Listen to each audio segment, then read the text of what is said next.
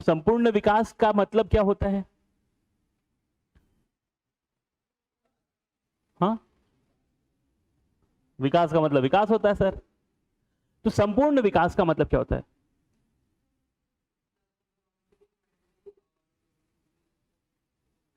ठीक, कहने का मतलब शारीरिक विकास तो होगा ही, बौद्धिक विकास मतलब मानसिक विकास होगा, एथिकल विकास होगा, एथिकल समझते हो ना, एथिक्स, मोरल साइंस पढ़े हो ना बचपन में, तो वो विकास होगा। और उसके बाद स्पिरिचुअल विकास होगा, स्पिरिचुअल समझते हो, धार्मिक। तो हर एक तरीके से आपका विकास हो पाएगा अगर आपको ये अधिकार मिलेंगे। अब आप एक कंपैरिजन करो एक गुलाम के बारे में जो हमेशा कैद में रहता है, या फिर कोई ऐसा बच्चा जिसको पढ़ने की कोई आजादी नहीं है, सवेरे से शाम तक बस कहीं ना कहीं काम करता है, इधर उधर भटकता रहता है, तो क्या उसका ठीक से शारीरिक विकास हो पाएगा? उसको ठीक से खाना ही नहीं मिलेगा, हमेशा वो परेशान है काम को लेकर के, तो ना शारीरिक विकास हो रहा है। और शारीरिक विकास नहीं हो रहा है तो उसका बौद्धिक विकास भी नहीं हो पा रहा है। बौद्धिक विकास नहीं हो पाएगा तो एथिकल मोरल कुछ वैसे ही है, वो उसकी जिंदगी में केवल क्या है, स्ट्रगल है, तो उसके पास स्ट्रगल के अलावा और कुछ है ही नहीं, तो मोरल विकास तो होने से रहा, ठीक है ना। और स्पिरिचुअल विकास भी पॉसिबल नहीं है। तो हर एक तरीके से अगर आपको विकास करना है, आपका डेवलपमेंट होना चाहिए, तो उसके लिए आपको ये अधिकार मिलने चाहिए, ठीक है ना। इन अधिकारों का हिसाब किताब जो है ये कहां से लिया गया है? यूएसए के कॉन्स्टिट्यूशन से हमने सीखा कि भाई साहब हमारे संविधान में भी क्या होना चाहिए, मौलिक अधिकार होना चाहिए।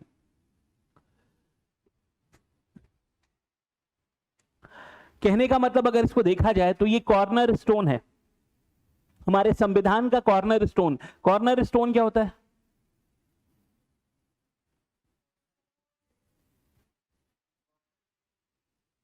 नींव का पत्थर।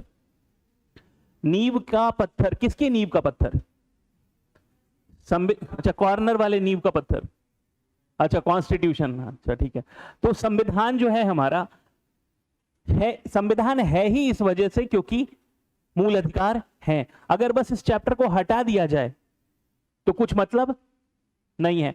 एक एग्जांपल के तौर पे अगर हम बात करें कि ये पूरा इंफ्रास्ट्रक्चर दिया गया, आपको पढ़ने की सारी व्यवस्थाएं दी गई, टीचर दिया गया, बहुत सब कुछ सिस्टमैटिक तरीके से आपको पढ़ाया जा रहा है, बस आपसे क्वेश्चन पूछने का अधिकार हटा दिया जाए तो क्लासरूम का कोई मतलब है? पता नहीं क्या चल रहा है।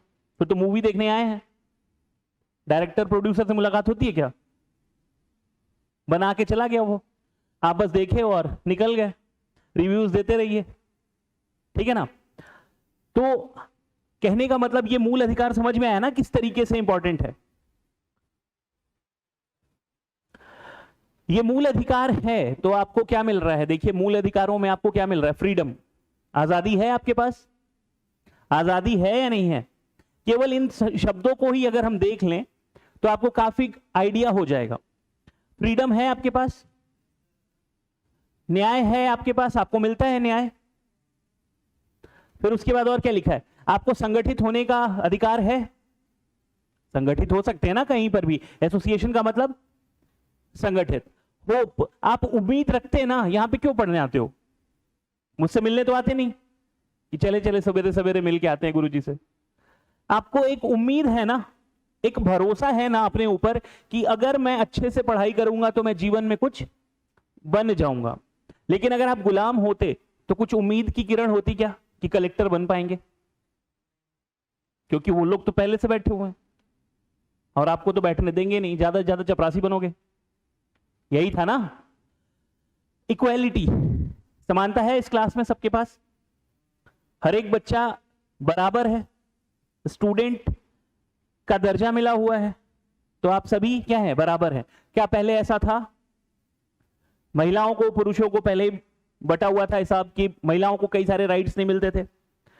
फिर हमारा देश पूरे कई सारी जाति धर्म में बटा हुआ है ना, तो कई सारी जातियां क्या है, नीचे हैं, कुछ जातियां ऊपर हैं, तो उसमें भी भेद है। गोरा काला का भी भेद है ना, ऊंच नीच, दुनिया भर की चीजें हैं। तो आज के समय में लगभग सब बराबर है या नहीं है ना बराबर, बिल्कुल। इंफॉर्मेशन, आपको अभी मैंने वही पूछा कि सवाल पूछने का अधिकार है, तो आपको इंफॉर्मेशन मिलने का अधिकार है या नहीं है। कॉन्स्टिट्यूशन का भी एक बिल भी है, क्या एक्ट भी है, कौन सा, राइट टू इंफॉर्मेशन। आप अपनी इच्छा के हिसाब से जो भी जानना चाहते हैं आप उसको जान सकते हैं, है ना। अगला है ट्रस्ट। हम लोग प्रीएम्बल पढ़े थे, प्रीएम्बल में क्या चीज लिखा था। फ्रीडम की अगर हम बात करें तो लिबर्टी की बात करें तो liberty of thought, expression, faith, belief and worship. तो बिलीफ और फेथ एक तरीके से ट्रस्ट ही तो है। आपको जिस पे इच्छा है आप उस पे भरोसा कर सकते हैं। भाई मेरे को मन करता है किसी से दोस्ती करने का तो मैं उससे दोस्ती कर सकता हूं। क्या कोई मनाही है कि क्या बोल सकते हैं कि ये काम हम नहीं कर सकते हैं या ये काम कर सकते हैं? नहीं, ऐसा कुछ भी नहीं है। एजुकेशन, शिक्षा का अधिकार है, इसी वजह से आप यहां पे बैठे हुए हैं, अन्यथा किसी फैक्ट्री में काम करते रहते। अरे क्यों नहीं, अगर अधिकार नहीं होता पढ़ने का तो कोई ना कोई गुलाम बना करके कुछ काम करवाते रहता। पीस, कल्चर, एक तरीके से देखा जाए तो ये क्या है, सोसाइटी में अगर आप रहते हैं तो आपको शुद्ध वातावरण में रहने का अधिकार, अच्छा खाना खाने का अधिकार, अच्छा हेल्थ पाने का अधिकार, शुद्ध हवा, शुद्ध पानी, ये सब अधिकार हैं आपके पास, ठीक है ना। तभी आप ये सब अचीव कर पाते हैं। तो अब इस मुद्दे पे पहुंचते हैं। हमारे संविधान का जो भाग 3 है वो मूल अधिकारों को क्या करता है, डिस्कस करता है या डील करता है। और मूल अधिकार जो हैं वो भाग 3 में है, आर्टिकल नंबर 12 से आर्टिकल नंबर 35 के बीच में। आर्टिकल नंबर 12 से आर्टिकल नंबर 35 के बीच में जो हमारे संविधान का भाग 3 है, आर्टिकल नंबर 12 से लेकर के आर्टिकल नंबर 35 के में मूल अधिकारों की बात करता है, ठीक है। तो ये तो हम जानते ही हैं, भाग जब पढ़ रहे थे तभी उस समय हमने डिस्कस किया था। अब करंट अफेयर्स की तैयारी होगी और भी आसान, क्योंकि जितने भी विद्यार्थी हो, चाहे आप किसी भी कोचिंग से क्यों ना हो, आप बिल्कुल निःशुल्क हमारे संस्था पर आकर पढ़ सकते हैं, ऑफलाइन बिल्कुल फ्री। समय होगा शाम को 5 बजे, माह के प्रत्येक दूसरे शनिवार को, और जगह होगा competition community, Mangla Chowk, Bilaspur. Thank you. अगर आप चाहते हैं अपने कैरियर को एक नई दिशा देना और सुनहरे भविष्य को साकार करना, तो जुड़िए कंपटीशन कम्युनिटी के साथ। आज ही हमारे वेबसाइट के कैरियर पेज पर विजिट करें अथवा डिस्क्रिप्शन बॉक्स पर दिए गए लिंक पर क्लिक करें। हमेशा आपके साथ टीम कोको।